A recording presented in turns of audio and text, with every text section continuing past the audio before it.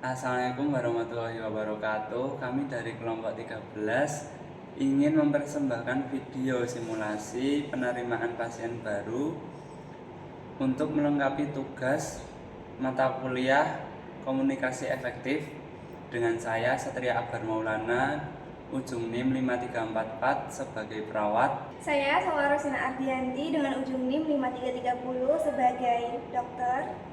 Saya Dini Ada Latifah dengan ujung NIM 5315 sebagai PMIK.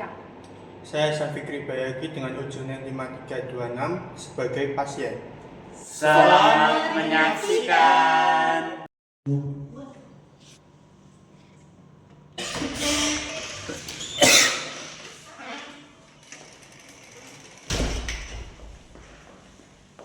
Selamat pagi Bapak, bisa duduk dulu. Ada yang bisa saya bantu Bapak?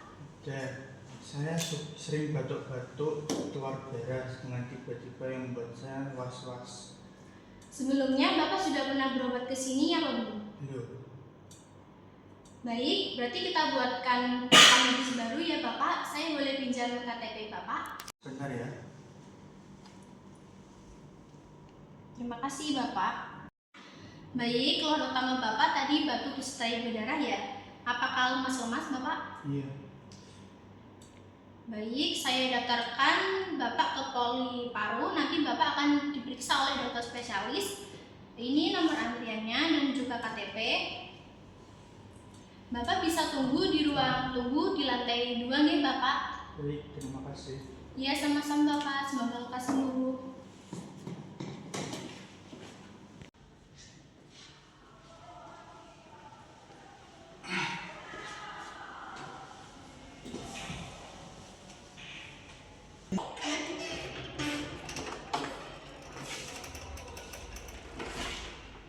Nomor antrian 7 dengan atas nama Bapak Hasan. Mari Bapak saya antarkan ke ruangan poli paru bertemu Dokter Salwa.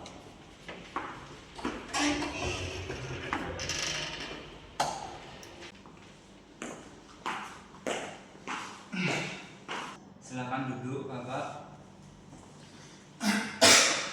Ini berkas atas nama Bapak Hasan.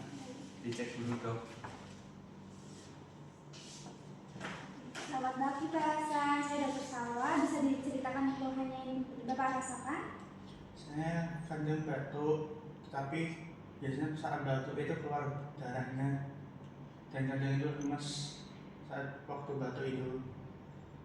Oke, apakah Bapak juga mengalami demam di malam hari atau tidurnya juga berkeringat? Iya. Baik, dari gejala yang Bapak sampaikan, kami akan melakukan pemeriksaan dahak dan cek ronsen. Ini bertujuan untuk memastikan apakah Bapak menderita TBC atau tidak ya Pak. Baik dok, tapi TBC itu berbahaya atau tidak ya? TBC itu bisa disembuhkan dengan pengobatan rutin, asalkan Bapak tidak berhenti di tengah jalan saja Pak. Dan nanti kami akan melakukan pendampingan kepada Bapak untuk mendampingi pengobatan. Iya, terima kasih atas pencerahannya dok. Baik Pak, sama-sama.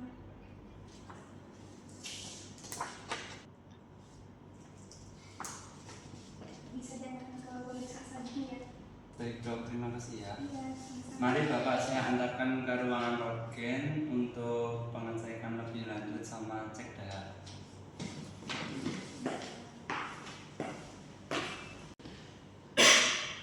Baik Bapak, dari hasil lab tadi Bapak ternyata mengidap penyakit TBC, positif penyakit TBC, dan ini ada surat kontrol beserta hasil laboratoriumnya Bapak.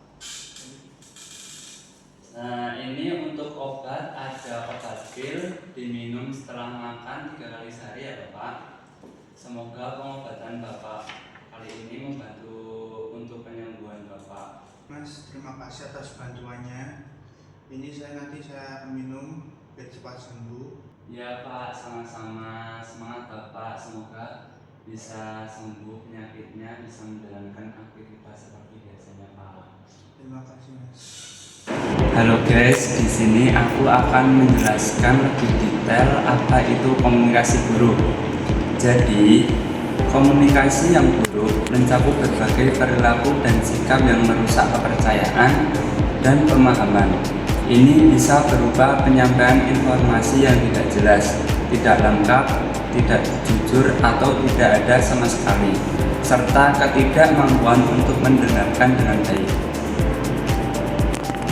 Komunikasi buruk dapat terjadi di berbagai lingkungan seperti tempat kerja dan hubungan pribadi, atau di lingkungan dunia kesehatan, serta dapat menimbulkan dampak negatif seperti penurunan produktivitas, hubungan yang tegang, hingga kelelahan. Nah, kali ini saya akan menjelaskan komunikasi yang buruk di lingkungan kesehatan. Komunikasi yang buruk di lingkungan kesehatan adalah gangguan dalam pertukaran informasi yang menyebabkan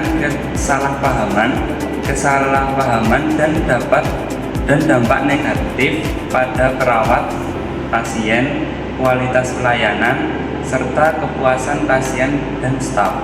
Ini bisa terjadi antara tenaga kesehatan dengan pasien, antara sesama tenaga kesehatan, atau dengan keluarga pasien.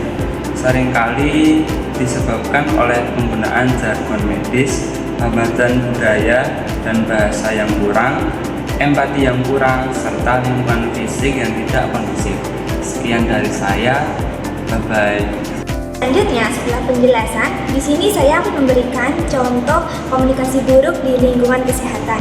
Yang pertama, tenaga medis menggunakan istilah medis yang terlalu rumit sehingga membuat pasien bingung bagaimana cara meminum obat atau mengikuti instruksi perawat.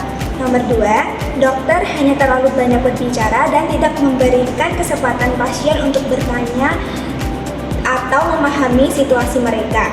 Yang ketiga, pasien merasa keluhannya diabaikan atau dianggap remeh oleh tenaga medis sehingga menimbulkan rasa tidak percaya dan takut. Bye.